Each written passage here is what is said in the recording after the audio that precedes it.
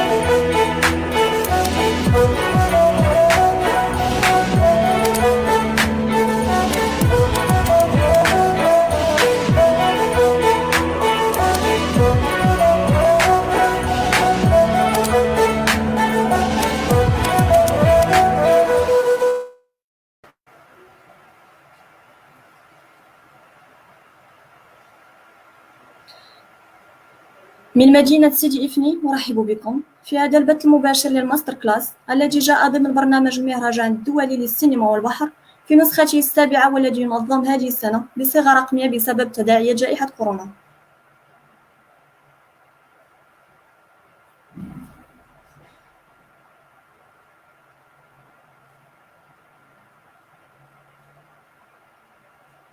مشاهدينا، استمرارا لبرنامج المهرجان الدولي سنلتقي الآن في لقاء مباشر مع المخرج البرازيلي بيدرو برانكو في حواره مع خوله الراوي من الرباط وهي عضو المهرجان. لك الكلمة الزميلة خوله.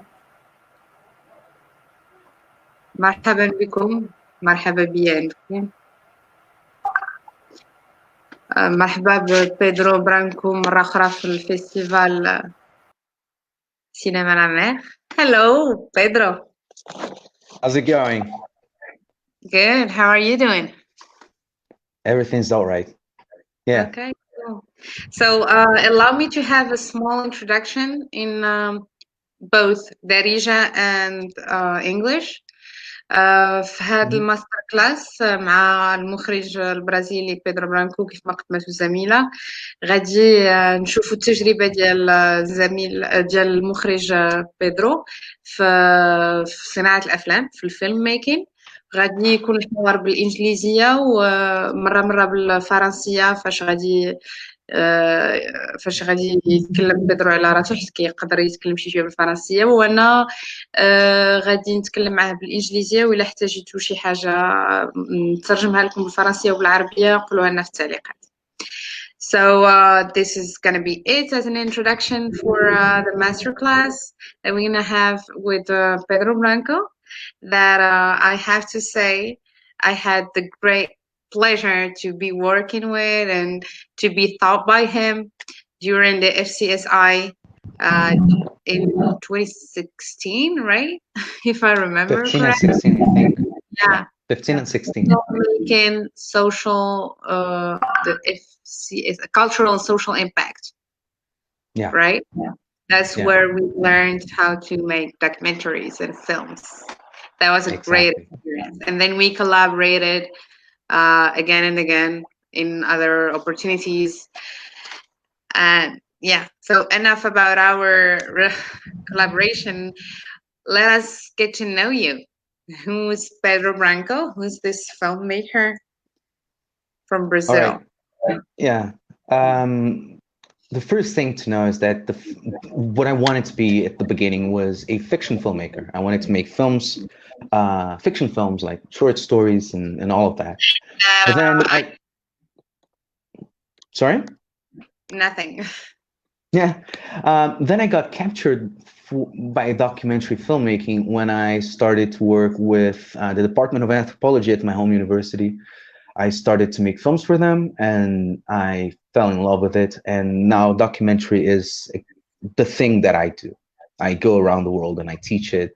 I went to Morocco, I went to Mali, I went to Algeria, I went to many countries to make films. Yeah.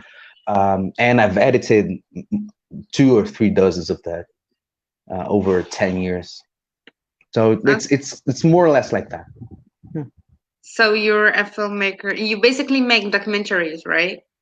Exactly. And yeah, I usually make documentaries, but I try to take even more of my time every year that passes. I try to take more of my time to teach documentaries as well.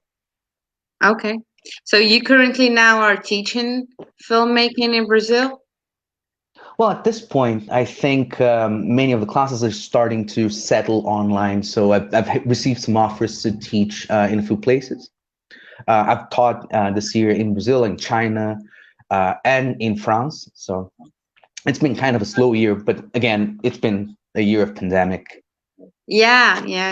I know. Yeah. Well, all the filmmaking industry has been on and off during this pandemic, so we know what is it like. That's why we're having this masterclass online, not in real life, right? Yeah, exactly. I would have loved to be in sidi, ifni I know. with you all. So yeah, coming to that, I wanted to know more about your filmmaking experience, not only in Morocco but all over the world. And what did that teach you? And how did you like start doing that? And how does that make you feel?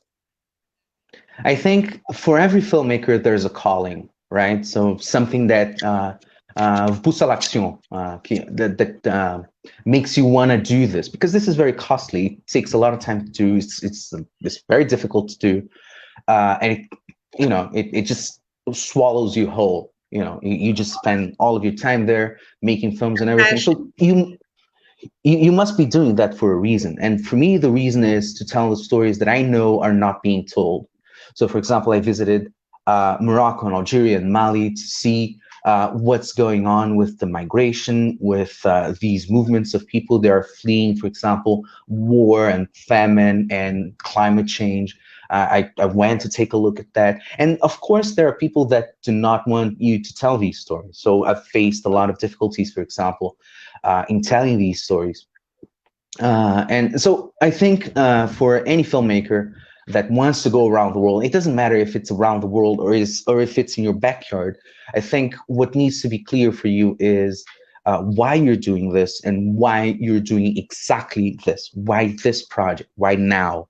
Why you? Why these people that you're talking to and not any others? If you kind of know that, and if you let yourself be taken by these reasons, if you let these reasons guide you, you can beat up a lot of the difficulties that will arise.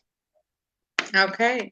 Yeah. We'll get to that later when you're gonna give us tips and advice to filmmakers. So I wanted to know more, if I may ask this question, how many films did you make? As for you were the director, and how many did you collaborate in the, the process, and how many you edited, how many you got involved in, and why did you choose to to collaborate in such and not at this, or what Right. motivates you? Like you said a lot about the why, the calling, the passion. What is it with you? What is your calling? What is the passion? What is it Right. that motivates you? Right. So the first thing to know is that I'm not traditionally a director. I've directed a couple of films, let's say I think 3 or 4. I don't even remember because I do them for study. Usually I do them because I want to try something new. I don't usually do them for festivals or anything. I just want to try something new. I bring them to my classroom. I discuss them with my students. But then my profession is as an editor. So I edit things. And I edit things because I want there's this obsession of looking for an order, right? In the head of every editor looks at the footage and says, there's a film here somewhere, there's a right order, and I'm gonna find it.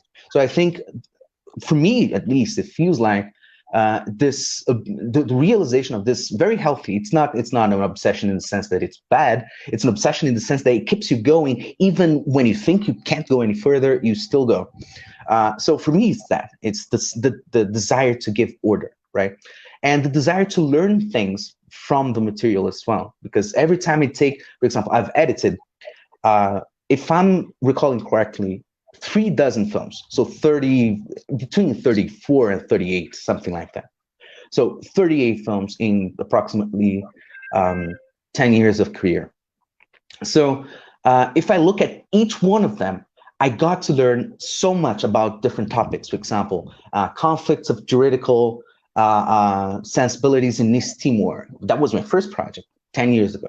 Then I got to learn about fishing in the Amazon. Then I got to learn about healthcare in Brazil, in the countryside of Brazil.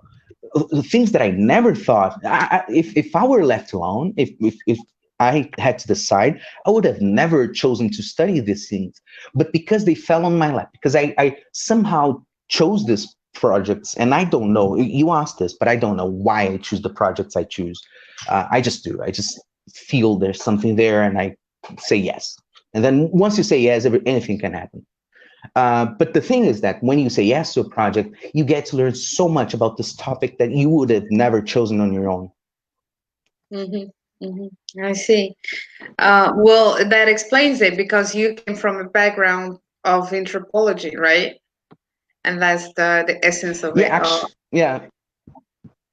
Actually, I studied filmmaking in college. Once, exactly when I got off college, 1 month later, I started working with anthropology. So it was a kind of conversion in that sense, because I wanted to make fiction films. But then I started to know that you can make as many fiction films as you want. You will never get something as interesting as what happens in real life, because, there's some crazy things out there. Yeah, I remember you told us that during the training where you found the link between anthropology and filmmaking, and especially documentaries, and how real it can be, especially the calling. What is it that calls you to do the film? That's where you're gonna find it, especially when it's not fiction. So tell us more about during your career as a filmmaker, or in filmmaking in general, like teaching it as well. What is it that you would consider achievements and big moments? Like, if you can tell us about these experiences. Well, there are two kinds of big moments: the ones that you share with people and the ones that you don't. So I'll start with the ones that you don't. Big accomplishments for me were, in every project, there's this one moment where everything clicks, where you're feeling lost. At some point, you think you've épuisé, comment se dit ça? Épuisé? Épuisé? Tired? Épuisé. Yeah, and everything, but then something clicks, and you can get on with the project, and it gets done. So for me, the most accomplishing moments of my life have been these moments in the editing station where I thought I had tried everything. I had, seen everything I had to see, and then something surprises me all over. Well, that's on the personal side. You don't share those stories because either you have to be there, you have to have been there. But then there's another set of achievements that you have. So, for example, I am the only person in the world to have received the highest prize of the Brazilian Anthropological Association for anthropological film. Okay, congratulations. So, because I edited, and they won back-to-back editions of the festival. So I got the 2 prizes. I didn't even have the time to breathe, between one and the other. And I got a handful of prizes, very important prizes in Brazil, in festivals in São Paulo. The thing is that because it's anthropological film, it's mostly made for Brazilians because of the language, because of the pace, because of the cultural the references that you have to understand the film. So my films don't actually go all the way out to the world. But then I'm working on this film that's directed by an American anthropologist. We met actually in Morocco, and we went on to work. We've been working for half a decade now. And I've been editing with her. I did camera work with her. I went to Morocco a couple of times. I was arrested in Algeria for trying to tell the story of migration when they didn't want to have that story told. And that is a film. Yeah, you do remember that, right? I do remember that as well. But the thing is that this film is backed. It's actually there are very important people behind it. So, for example, former U.S. President Jimmy Carter is a supporter of the film, a public supporter. He was Reverend Jesse Louis Jackson, who's a very influential figure in the West. He was the person who got Isabella out of jail.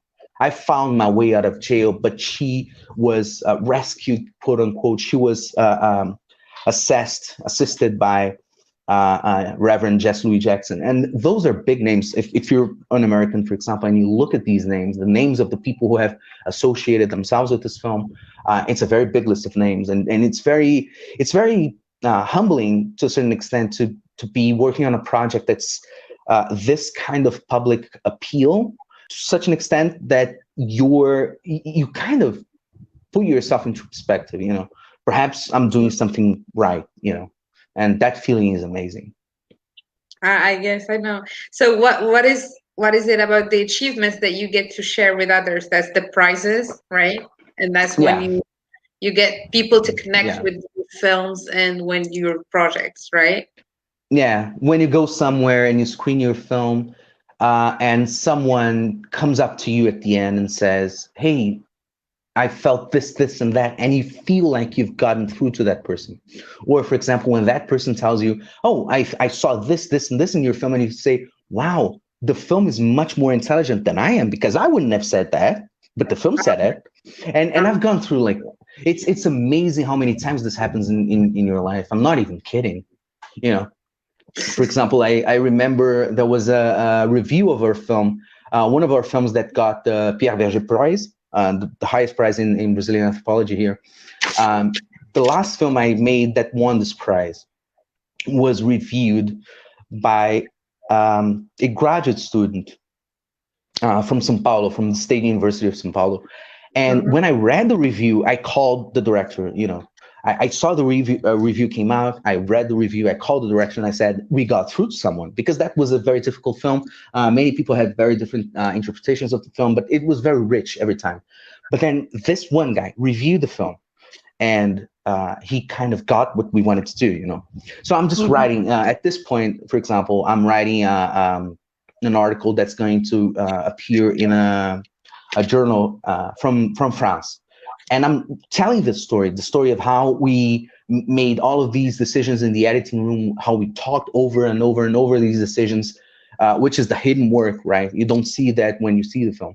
But then this guy kind of, it looked like he was there with us. When he reviews the film, it looks like he had been there all along. Okay. I see when you say the achievements that you get to share with others. Now I get it. So tell us, what would be the difference for you in your career, or which one would you rather be doing, editing or directing a film? Or Well, I know that there are a lot of roles in the process, but I know that you were into these both ones. So which one that is every that fits time best, if you wish? every time someone comes up to me and says, you know, I want to be a director, and I say, that's fine, have you tried editing? Because there's something that people actually don't know about these two professions. Both of them are very inventive. You get to be very artistic. You get to express yourself a lot. You know, you do a lot of things.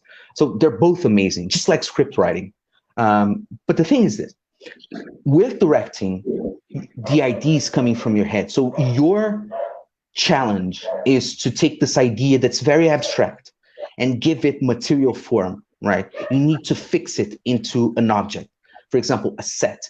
And you have to take that character that you imagine and you have to fix it into a person with some behaviors that's going to say some lines. So it's the process of transforming the abstract into the physical, the material.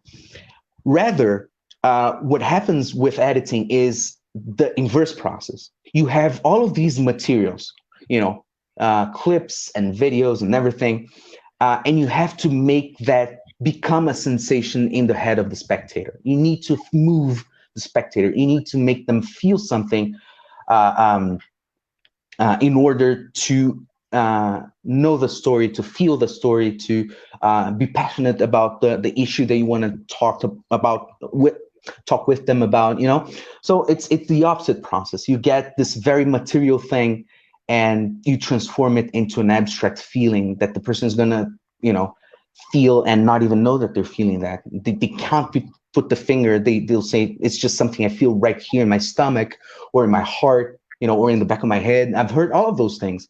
So that's the difference between these two professions. And as to which one I would rather be doing, I think there's a moment for each one of them. Sometimes I've had this thing in my head that I want to put out. So for example, I remember when I went to Norway, I got very I got this itch that I couldn't scratch, this issue that I wanted to investigate about people that were eating from the containers of the supermarket. So the supermarkets would throw away the food that was past validation, and these guys would go to the containers and pick up that food. So I got an itch that I couldn't scratch. I wanted to investigate that. So that was the moment to get this idea that I had. What is this question that I had, and make something out of it. Yeah, but then if I'm trusting myself to come up with the questions that I want to investigate, I'm only going to do things that I know I'm going to do. You know, it's very difficult for me to, for example, go to East Timor or go to the Brazilian savannah or go to, you know, the Maghreb all by myself. I need someone that's passionate about that, that has got some material about that, and that wants me to join the journey. And then I'll join the journey and I'll learn all about those things, because it's not something that came out of my head. It's something that came out of someone else's head, and I'm trying to understand. Yeah, talking about things that come out from your head.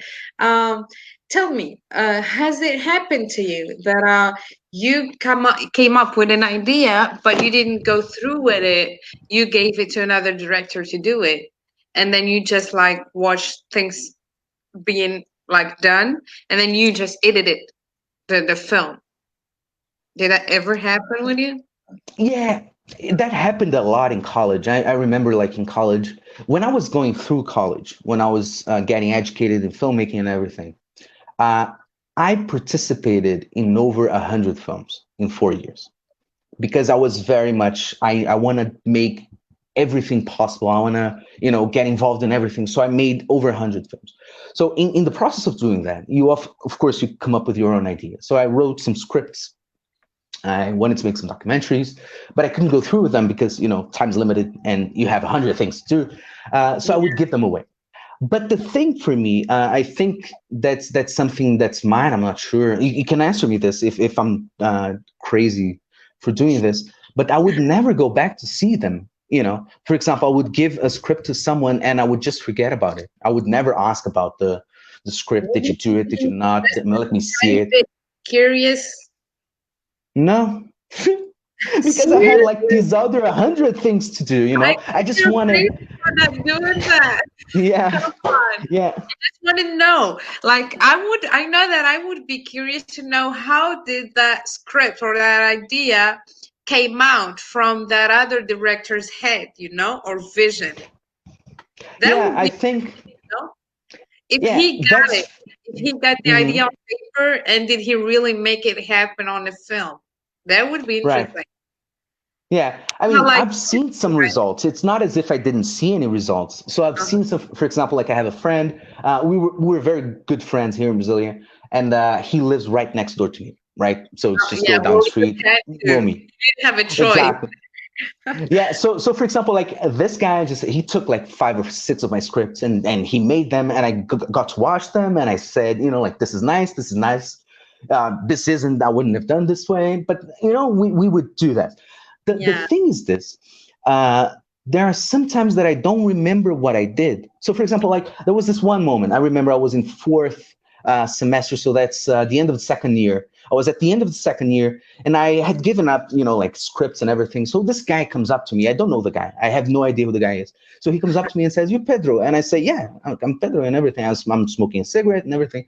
He says, "Oh, thank you. Thank you for saving me." And I was like, "What?" And he said, "No, because I didn't have an idea for my course. I needed to make a film for the course, and you gave me the script." And I said, "Seriously? Did I give you the script?" You know, I couldn't remember because I was doing so many other things at the time that I couldn't remember who I'd given the script to. So like he invited me to watch, and it was very nice. Yeah. Well, Yeah. that's cool. You saved some people's lives, you know, some students' lives, and Without even knowing. without knowing, right? Yeah. Yeah. So here's the thing. I know that you have been here in Morocco. We did talk about that earlier. I would like to learn more and to share with people who are watching us your experience in Morocco and then in the festival. Because I know you've been in the jury. Did you know that this is the 7th edition of the festival, right? I think I got into the fourth and fifth, Fourth something and like that. fifth, right? Yes, Yeah. I remember that was the fourth, and then the fifth. You've been there by yourself. And how Mm. was it, the festival experience, and how was the global experience in Morocco? I mean, I know that you've been teaching here filmmaking, and you've made some films here too. So Right. Yeah. So let me tell you the experience. This is going to be like a heartfelt, you know, I'm just going to be open with you about this. I remember my plane ride to Morocco. It was Ryanair.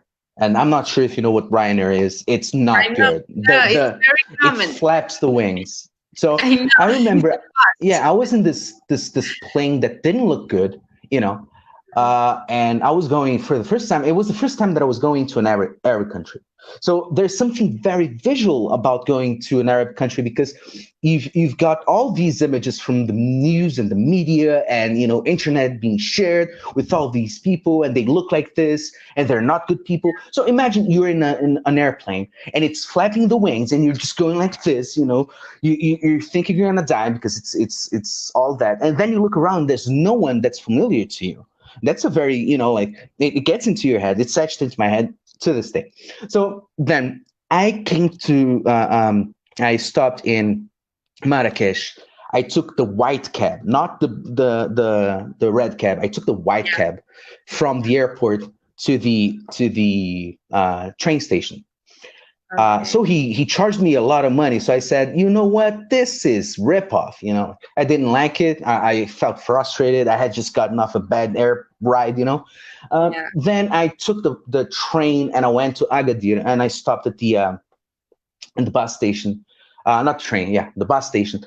And the guy who was supposed to pick me up at the bus station, he was late. So I stood there for an hour waiting for him. So just, I'm telling you this to let you know how rocky my arrival was. Yeah. The thing is this, and this is the real cool part, because I'm not sure I've even said it to anyone. So you guys are going to be the first ones to hear it. But at that point in time, I was working with an American nonprofit. And the Americans, they have a very strict way of working. They are very serious. They're very goal-oriented. They're very either you do this or you don't. It's either or. They're not kind of, they don't talk to you if it's not useful a lot. You know, like it's very goal oriented. It's very, we're gonna do this. And I'm a Brazilian. That's not how I work, right? That's not how I was taught how to work and everything.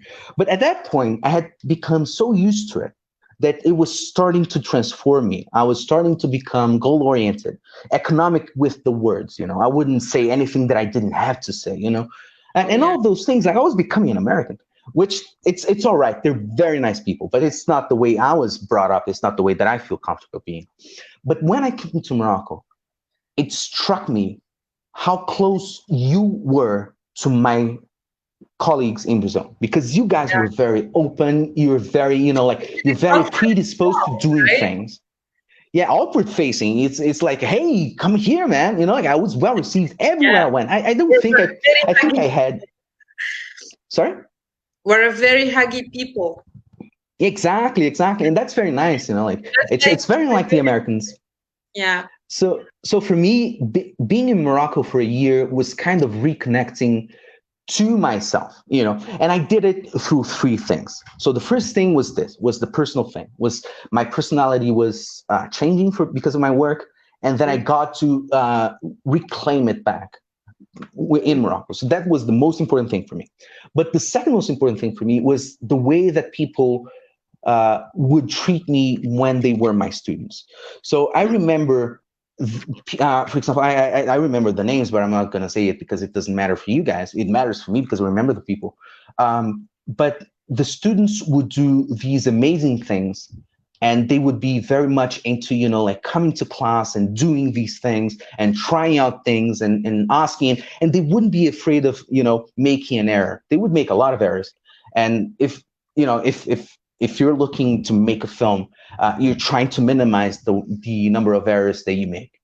But that was amazing because I had like these students that were very courageous. They would go out, do things, and they would not be afraid to you know, make errors or se tromper. So that was really cool. I think I've never gotten students that were this courageous in the sense of experimenting things as in Morocco. And I've taught, you know, like in Maldives, in Pakistan, in France, in Mexico, in Honduras. I can't even name all the countries that I've been to as a teacher. But I think Moroccan students were the most courageous, the most open to experimenting with things, to trying things out. And if they got it wrong, they would just, you know, continue to do it because it's all right, you know. And then there's filmmaking. My problem with Moroccan filmmaking is the police. You know, you guys know this. You're filmmakers in Morocco, so you're very brave. I think that's why you're so brave, because it's kind of like this place where you're not supposed to make films. You're supposed to be there for people to come in and make films. And what is that? They go to what is that? They make their films there, but you're not supposed to make films. You're supposed to do this other thing. But as someone in Morocco that was trying to make films, I couldn't do that. So my films are mostly indoors. Like I filmed a lot of things indoors, in people's houses, a lot of conversations, but not a lot of, you know, outdoor stuff, which was frustrating for me. But at the same time, it made me appreciate even more when I saw a Moroccan director doing their own thing and standing up to this bureaucracy that you have, crazy bureaucracy that's not meant to be humane, is not meant to, you know, help you guys make films. So if you're a Moroccan filmmaker and you're listening to this, you're very courageous. Yeah, great. So, and we are close to summing it up, but I would like to know if there are some projects that you're working on right now. Yeah, I'm working on a couple of projects. One of them, it's kind of, I'm gonna say it because it's all right. I'm following up. I have a trilogy of films on East Timor, the way that justice operates in East Timor, which is very different from anything most people have ever seen. And it's a very interesting. It's close to Indonesia. Okay. So close to Australia, right? So, and it's a very interesting case study because they actually in East Timor, they have in their constitution that they will value alternative justice systems. And that's a problem for them because they have that on their constitution. But at the same time, they have all of these justice systems that they think are savage, they're barbarians, like justice systems. And the thing I'm trying to do with this colleague of mine is to look at those justice systems, how they work over time. So it's been 10 years that we've been doing this, and see what do they get right, what do they get wrong for that society, so that we can have this discussion, for example, in other places. For example, talk about Sharia law. It's it's a system. Do I like the system? It doesn't matter, but we need to have this conversation. We're not having it. There are other justice systems in Brazil, for example. The indigenous justice systems are different. We have to have a discussion about reform in the US because the US justice system is just a mess. So we need to have all of those discussions, but we don't have a basis, right? Because all we hear about is Western justice system. So with this project, what we're trying to do is we're trying to add to this conversation 10 years of experience of this other justice system that has its wrongs, has its rights, positive sides, negative sides, and everything. And we're looking at that. The other project I'm working on is in investigating the iconography, I mean, the images that surround the discourse of climate change. So if you remember well, in the end of the 90s, the tendency was to show the melting glaciers, right? Oh, the world's getting hot, and there was the melting glaciers. But at some point, the melting glaciers were not strong enough. They lost their strength, they lost their power. And we've seen a shift in the last half a decade or so to what we've been calling the new iconography of climate change, which are burning forests, burning cities, and all of that. So it's an iconography based on fire. Now, the problem is this. There are many ways of dealing with underbrush. Underbrush is the kind of vegetation that dies and accumulates, so it's fuel when you get some fire in a forest, for example. Like that fuel will burn, and the flames will be higher, and it's going to be a hell. So you need to control underbrush. One of the ways of controlling underbrush is by doing prescribed burnings, right? So you go somewhere, you burn the place with a very controlled fire action, and then the underbrush is controlled. You can move over to the next year, and you're not going to have a very bad wildfire. Now, the problem with the iconography of climate change being around fire is because these practices of burning underbrush, of controlled burnings, are being extinct, and that's a problem. Because if they're extinct, we will see more and no less wildfires in the near future. So one of the things that I'm doing is trying to call attention to this fact by compiling a list, kind of an encyclopedia of images of fire. When we think about fire, what do we go to? What do we recognize? What are the images that are in our minds all the time, right? So that's one of the projects I'm involved in. Okay. So if there is any kind of guideline that you can briefly talk about for young filmmakers from Morocco to follow. I know, right. I know that there is no like limited defined guideline, but if only you can go and tell us what is it for a filmmaker, as one that just started in filmmaking, that he can follow up so he can be a successful film. Right. The first thing I would say is do things. If you have a phone, you have a camera. If you have a camera, you should be making films right now. Stop doing whatever you're doing now and go make films. That's what I did when I went to the university. Remember, it was 2006 when I started studying at the university, and we didn't have cameras like this, like in the pocket. So you needed a camera. So when I went to the university, it was my only chance to make films. So I made 100 of them, over 100 of them. Now it's not necessary to go to film school. You just pick up the camera that's on your pocket and you start making films. So that's what I would say. First thing is just use the camera that's on your pocket. There's editing apps that you can download to your phone. There's camera apps that give you more control of the camera settings. And you can do all of that in your phone. That's amazing. If you've lived 10 years ago, you wouldn't have seen it. Or 15 years ago, which is my case. The second rule I would say is learn from others. Find someone who has done more films than you have and stick with them. Just be a friend. Say, hey, can I stay around?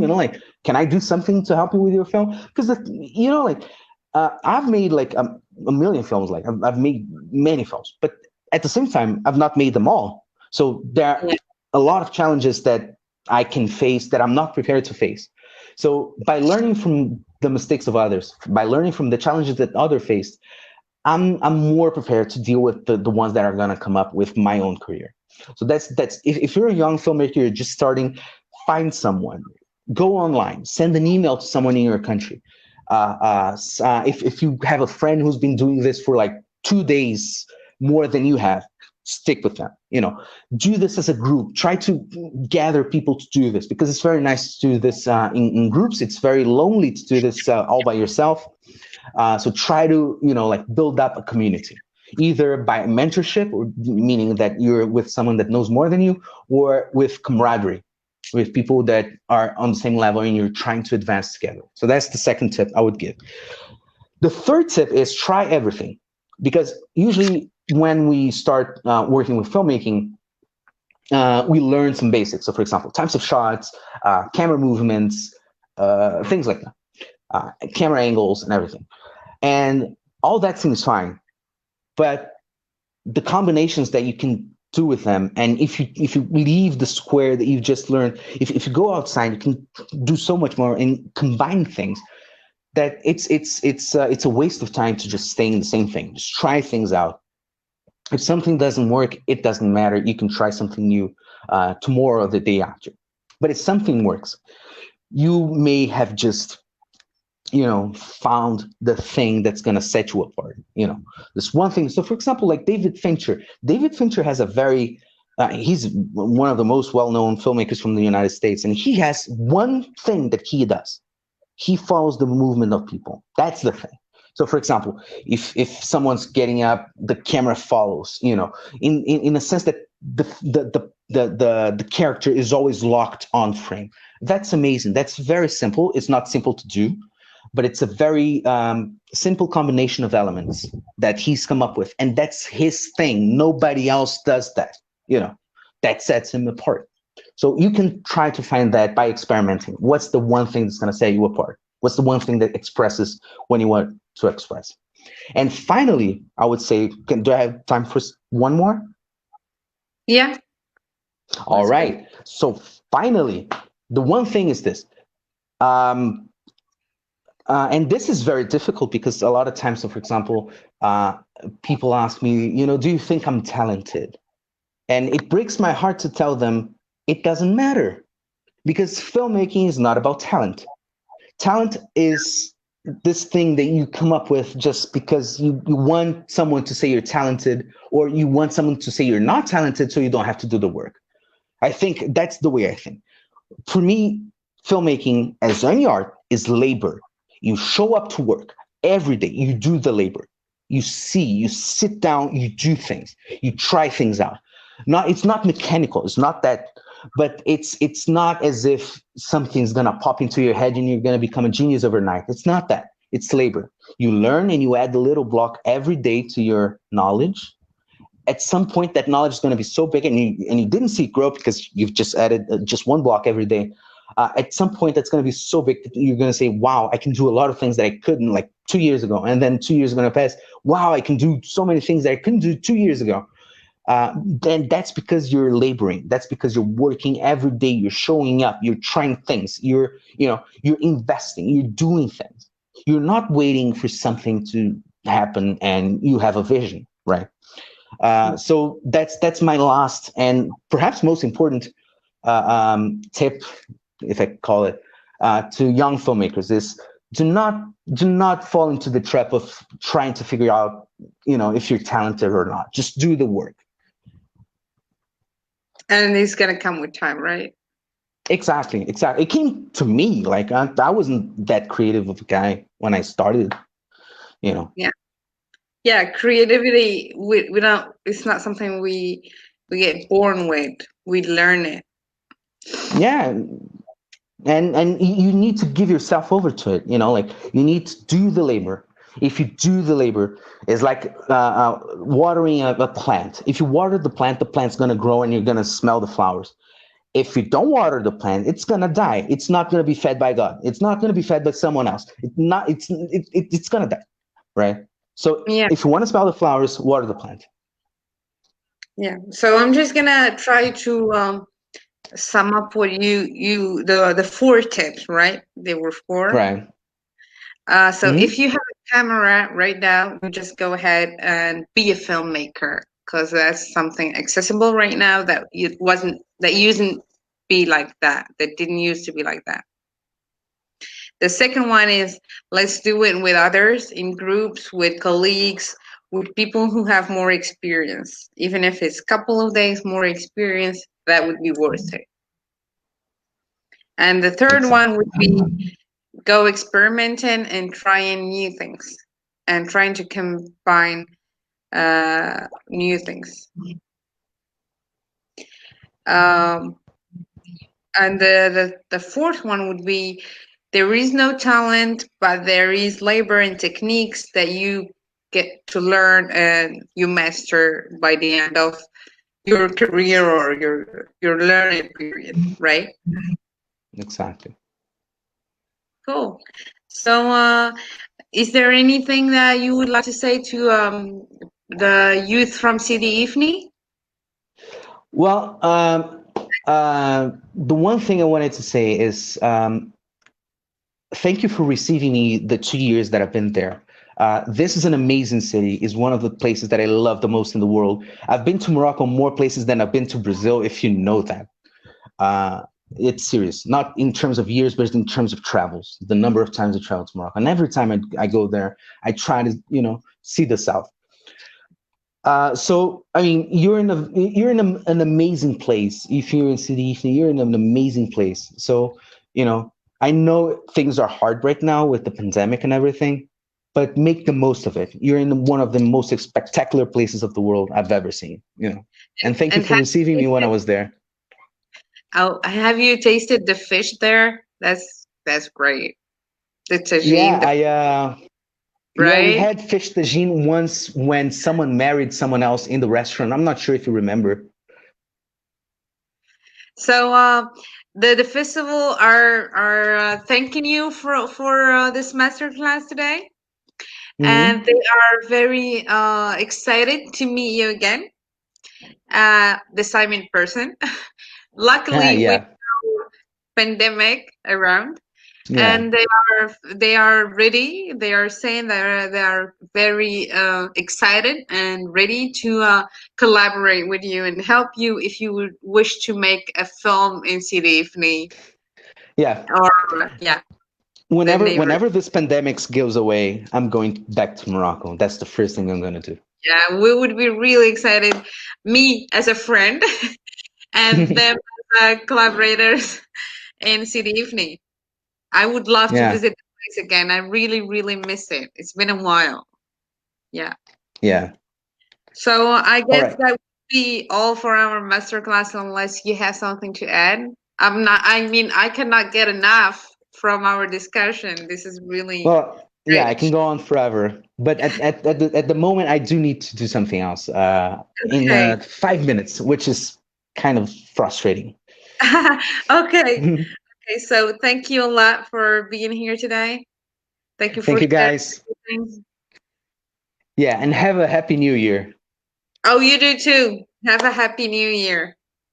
Bye-bye. Bye. See you.